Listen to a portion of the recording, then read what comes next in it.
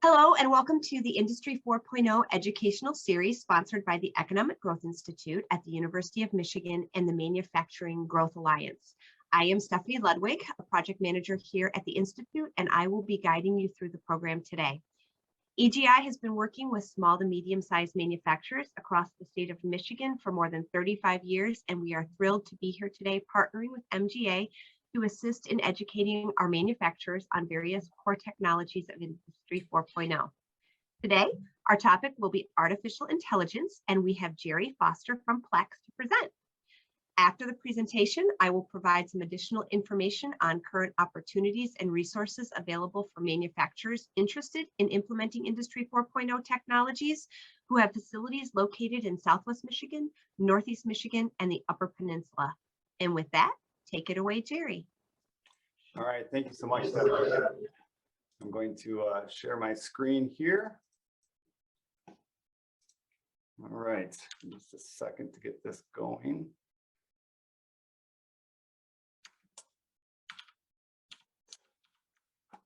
All right, there you go. I'm assuming you can see my screen. So hello, everyone. Thanks for joining our talk today. Everything you wanted to know about artificial intelligence, but were afraid to ask. As Stephanie said, my name is Jerry Foster. I'm the CTO and one of the co-founders of Plex Systems. Now, I first got my start shortly after college working in the computer department for a forging facility just outside Detroit, very similar to what you see here. It was dirty and loud and hot, and I would go home with grease in my hair back when I had long flowing locks of golden blonde hair, and I'd have oil on my nice clothes, and my wife would say, "I thought you were a programmer. Don't you have a desk job?" And while we were out there in the plant, we built an MES product that would control every aspect of the manufacturing process. And then we started our own company, Plex. And a couple months ago, actually, Plex was acquired by a small company that you may have heard of, Rockwell Automation. But I say all that to say, I've spent my entire career at this intersection between manufacturing and technology. Specifically, what technology can I bring to the plant floor that will make our customers' lives easier and more efficient and more profitable and even safer? So today we're going to talk about artificial intelligence. And I want to give you an understanding of how it works and why it's so powerful and how it can be used in manufacturing. So first of all, we have to ask, what do we mean by artificial intelligence? Sometimes we think of the word artificial as synonymous with the word fake, as in not the real thing, like this guy here. There's not much intelligence going on in this picture here. But artificial for our context does not mean fake or the absence of. It actually means something a little different. So we'll go to Webster to get a good working definition. And the definition Webster says is a branch of computer science dealing with the simulation of intelligent behavior in computers or the capability of a machine to imitate intelligent human behavior. So look at these two key words here, simulate and imitate. Basically, AI is the practice of building systems or software or machines that give the appearance of having actual intelligence. And this is one of the reasons why this particular technology is so fascinating, because it has a huge philosophical component, like what is intelligence, right? And who gets to decide who has it? But we're not going to get into that. We'll stick to the more nuts and bolts. So artificial intelligence can actually be broken down at a very basic level into two parts, automation and machine learning. We're going to take a deeper look at each of those. So automation, if I said, what is automation? I'm sure most of you could answer that question, right? It's a machine that does a repetitive task.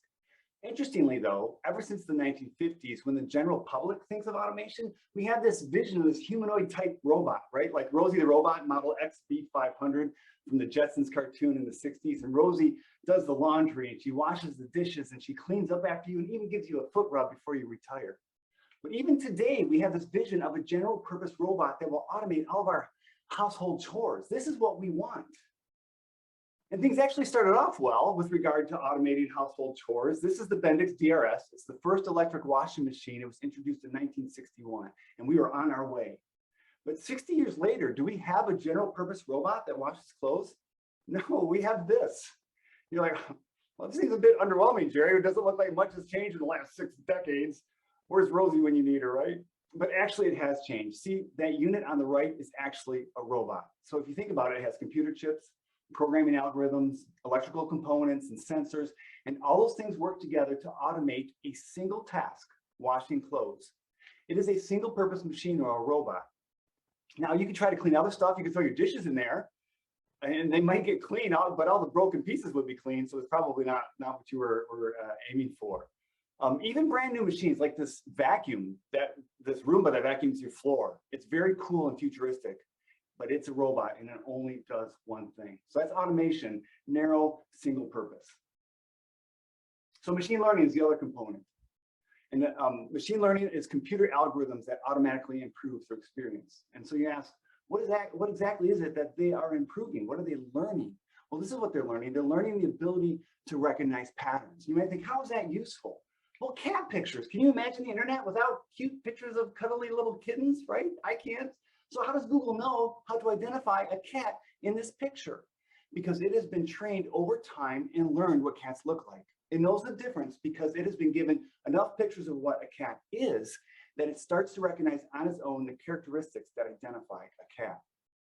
So now we can take those two things, automation and machine learning, and we can put them together. And now I have something interesting.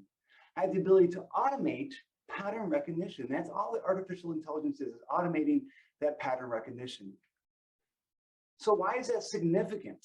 Well, let's explore that question. So let's take this picture here. Is this a dog? In this case, this is our daughter's dog, Finley. Or is this a cat? We might ask Google. In this case, this is our cat, Simon, and they have eerily similar sleeping patterns, which is kind of interesting. By the way, if you've ever used Google's reverse image search, it's a feature where you can drop a photograph or a picture into the search and it comes back with a search phrase, which is the exact opposite of how we normally use it. So when I put this picture of Finley in the reverse image search, it said, possible medical condition, fatigue. There's a fine line between fatigue and lazy, apparently. So anyways, back on track. Google does not have a huge database of photos of Finley and Simon from which to determine if they're a cat or a dog. Although if my daughter keeps uploading photos of Finley at the current rate, it will. But anyways, Google needs a huge database of dogs and cats in order to recognize Finley and Simon, of who it currently has very few pictures right now. In other words, the ability to automate pattern recognition needs some sort of scale in order to be significant. So hold on to that thought for a moment. Pattern recognition, automating the pattern recognition needs scale in order to be significant. So put that thought aside, we're going to come back to it. We're going to go back in time just a little bit. Excuse me. So take a look at this picture here. It was taken at Dartmouth University at a conference in 1956. And it was put together by some of the biggest thinkers in computer science to discuss how machines could simulate intelligence. Now, most of the guys in this picture are legends in the history of computer science. We have Claude Shannon, the father of information theory, and John McCarthy, and Marvin Minsky, and Ray Solomonoff. These are all guys who are legends, except for this dude on the left with the goofy smile. I don't know who he is. I just know he's not wearing pants. So I don't know how he got in the picture. Like, Mom, I forgot my pants. And just wear your underwear, honey. It's a bunch of nerds. They won't even notice. But anyways, this workshop is considered the birthplace of the discipline of artificial intelligence 65 years ago. So think about that. I wish I was in an auditorium and I could see a show of hands of who was alive 65 years ago, because I wasn't. And it begs the question, why is a discipline that was launched before most of us were born have its own presentation in this technology series as if it's brand new? The answer to that question lies in the premise that we determined earlier. Automating pattern recognition only matters if we can do it at scale. So what has changed? Where does this ability to scale come from so suddenly? Well, it's the cloud, because we now have this platform on which we can store a ton of data and we can analyze it with nearly unlimited computing power. And we can do it at a fraction of the cost due to economies of scale. And suddenly, automating pattern recognition is significant. See, the reason artificial intelligence has been on the fringe for so long is because the computational power and amount of data required to come to interesting conclusions was only available to those who had huge pockets, like the government or universities or large corporations. But that's all changed now. The cloud has democratized AI. So now you and your manufacturing facility can participate in this capability at a scale and price point that's appropriate for you. And this has profound implications for your business. So what does that look like? We're just going to look at it just a kind of a small example here. So let's say you have some shop floor system that records downtime. It could be manual, it could be spreadsheets you're entering, it could be an IoT system, or maybe an MES package like Plex or another one. And you've been collecting this data for a while. You have a few years worth of downtime data now in your MES. You've got thousands of downtime records, and now you want some ROI on that investment in that software. You want to know, why is this downtime occurring? So how do you do that? Well, you go to your MES and you print a downtime report, and it probably looks something similar to this. Now, this is good information. I see I have several areas that I need to be concerned about. We have material shortage, we are missing operators. I don't know if they're being abducted by aliens, but they're not there when we need them. And then we have some problems with the environment and our machines. And so you take a look at this report and you're like, okay, how would I use this? This is good information, but if I want to investigate the material shortage, I might walk out to my forklift drivers and I say, hey, how come the material is not at the machine when it's supposed to be? And they're going to give me their thoughts and their reasons on why they think that is the case. And then I'm going to have to take the information that they give me and I'm going to have to then investigate further and see if what they're saying is true, find some pattern in what they're saying. And it's kind of all ad hoc and not very scientific. But what if instead I could take that downtime data, then I could add to it other relevant information from my other systems, operator data, HR data, tooling data. I might even be able to add some external data sets like weather, health department data, or holidays. And then I could funnel all of that through an AI model and ask it to find patterns that I would have never been able to find on my own. For instance, it may come back and tell us, hey, we noticed a dependency or a correlation between material issues when forklift drivers are on the floor that were trained under a particular supervisor. Now, we would have never known that. A forklift driver isn't going to tell you, probably not going to tell you that material is missing because I'm bad at my job, right? But now with this insight, we can say, hey, it's not that the forklift driver is bad. So we have a problem with this particular manager who isn't training properly. And that comes because of the insight in recognizing patterns that we couldn't have done on our own. And this is what the combination of automation and machine learning looks like at scale. It's like getting 100,000 workers to do all of this data analysis for you. And we can now tackle some of the problems that were really hard before because we can plow through 1, 5, 10 years worth of data and recognize patterns that would have been impossible to see before. So now I can ask very meaningful questions, questions that have weight, like, am I going to crash? Or what are the odds that I'm going to get heart disease? Or really important stuff like, what should I watch next on Netflix? So the cloud and AI technologies have given us this ability to ask meaningful questions about basically any data set that you can get your hands on. And I know you have a ton of data. Think of all the data sets that you have sitting in your company. You have production data and downtime data and tooling and IoT and purchasing and HR and training. And all of them are ripe for a brand new way of understanding dependencies between them and recognizing patterns. And that's what AI brings to the table. So when you ask yourself, why should I care? What is important? What does this mean for me? It means you have not reached the end of your tool set for improving efficiencies. You have an entirely new frontier for continuous improvement. You've got another competitive advantage in this world where you're trying to navigate pandemics and COVID-19 and labor shortages and supply chain challenges. And you've probably been wondering, I'm collecting all this data, am I getting full value from it? And the answer was probably not. But now it's yes, now that we can add artificial intelligence to our data sets. So you're like, okay, Jerry, you've convinced me. I see artificial intelligence is simply automating pattern recognitions. I can see how I can use that to get insight from my manufacturing data. But how do I get started now? So fundamentally, there's two ways that you can use AI to get started. The first one is the easiest. It just simply means as you go about purchasing or implementing your solutions, your MES or your quality or your supply chain solutions, you need to ask your providers or your vendors what AI capabilities are being built into the workflows of the software that I'm purchasing or implementing that I'm going to be able to take advantage of. Because any new software coming out now should be building AI routines directly into their core product. If they're not, they're behind. Just as a quick example, this is what we did to one of our software products. It's a supply chain planning solution called DemandCaster. It gives our customers the ability to plan and forecast required inventory levels with accuracy. So what if we could improve the accuracy of that forecasting model? We could provide customers with even more opportunity to save money by better tweaking how much inventory they have on hand and having inventory at the right time. So we built an AI model using historical data, such as the item and the order date and quantity and the sales price and other data. And we put that all through a model and let it determine patterns in the data and fed those back into our forecasting algorithms. And the result was astounding. 65% of the items showed a significant improvement in their forecasts. And by significant, I mean 30 to 45% more effective forecasting for those items. And that made everyone have a great big happy dance because it's actually just a huge number when it comes to being able to better forecast. So that's just an example of how we are helping our customers with AI routines and what you should expect from the software that you are purchasing. But you might say, hey, Jerry, that's cool, but I've got a really smart niece, a really smart nephew that is good with computers, or I actually have an IT department that wants to get involved here. I'd like to maybe build my own AI. And this is very possible. And it might seem a little overwhelming at first, but you can get started with very little investment. See, there's a spectrum of expertise across the AI landscape. Now, you've probably heard of data scientists. They're the core figures that are involved in building out new expertise and sophisticated AI algorithms and techniques, and they're solving super hard problems. And they're usually at dedicated big tech firms or the government because they're the only organizations that can afford them and attract them. You're like, oh, I can't afford a data scientist. That's okay. You don't need a data scientist.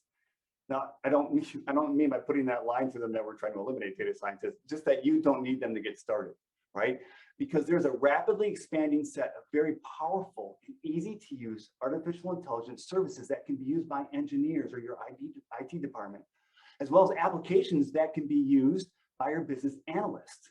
So all these two groups need to get started is two things. Basically, they need to be technically competent, and they need to understand computers and cloud and be comfortable working and maybe even a little programming. And they need to understand your data. And if they understand those two things, being technically competent and understand your data, you are well on your way. All right, so some of you might be saying, okay, this is all cool, but this is all new to me. I'd love to just play with it a little bit and get an idea of how it works. So I've put a URL here for the Data Science Dojo. They've got a really cool simulator for showing you how AI and machine learning works. So basically, you pretend you're a passenger on the Titanic. And then the screen asks you simple questions about your age and your gender, your ticket class, and the people traveling with you. And then the model will tell you what is the % chance that you will survive. So you can see you have a 2.09% chance of survival when I put in my my entry. So very useful. It's a bit morbid, actually, if you think about it, but it is effective. I know if I was building something like this, I would have done something much more useful, like what are the odds that I'm going to get a date to the prom? I sure could have used that a few years ago. So anyways, I digress.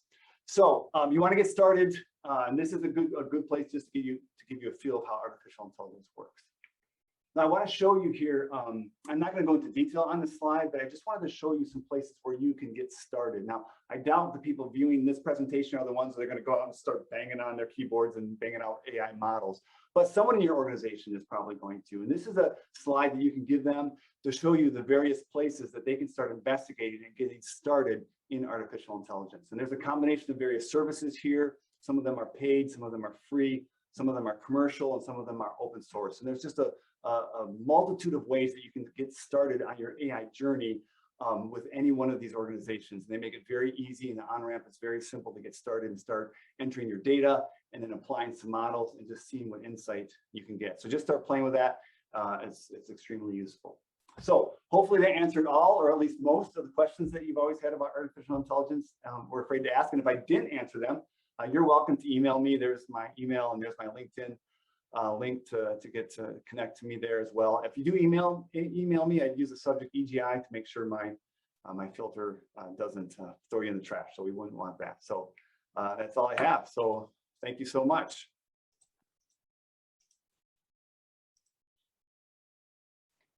Thank you so much, Jerry. That was fabulous. Very educational on inside of what AI is, why we need it, and how we can use it. So thank you so much for your time. You're welcome.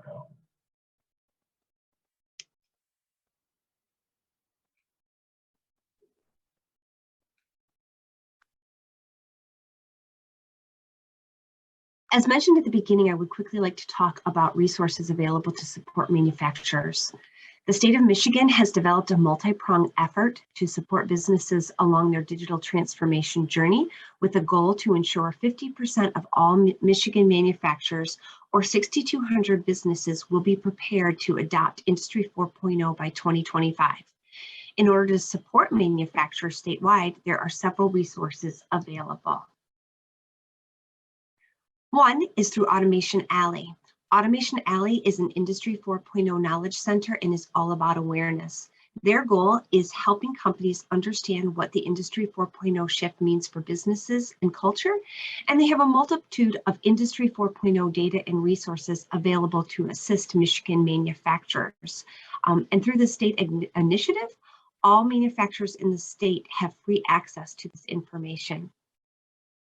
They are currently offering Industry 4.0 leadership evaluations that will show companies how to use Industry 4.0 effectively to grow their business, and we'll be hosting Integrate in November, which is a global conference which includes keynote presentations, custom panel discussion, and hands-on technology demonstrations.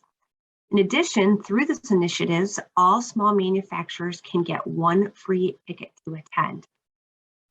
In addition to Automation Alley, the Michigan Manufacturing Technology Center is providing in-depth technology assessments for small to medium-sized manufacturers, recommending Industry 4.0 technologies best suited for profitability improvement and job retention for each unique business.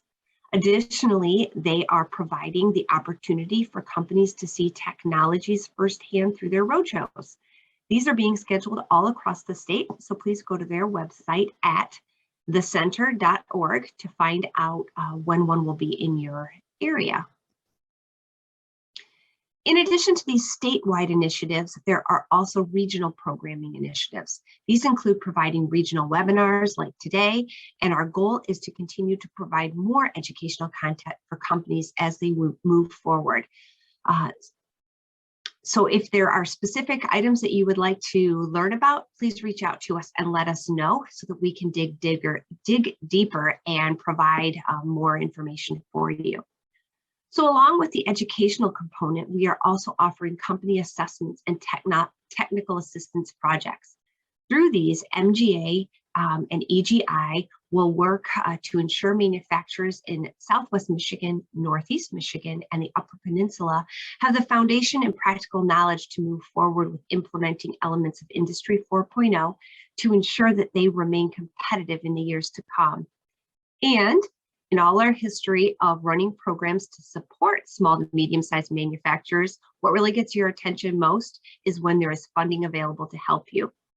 So in our regional program, we will qualify a limited number of companies with high potential projects for a $10,000 grant in matching funds towards the implementation of one of the identified Industry 4.0 projects.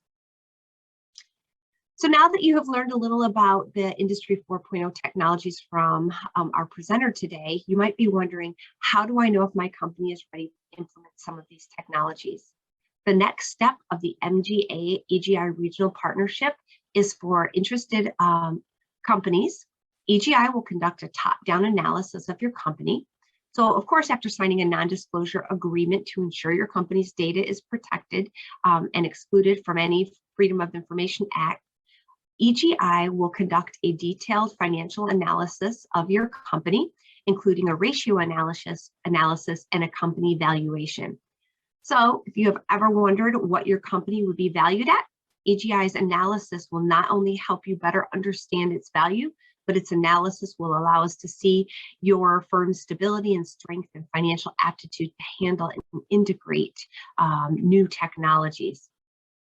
And for companies that show they have good financial stability and aptitude, EGI will then come to your facility and conduct an operational analysis to further evaluate other areas of your business critical to tech integration. You know, that'd be leadership, sales, planning, marketing, people.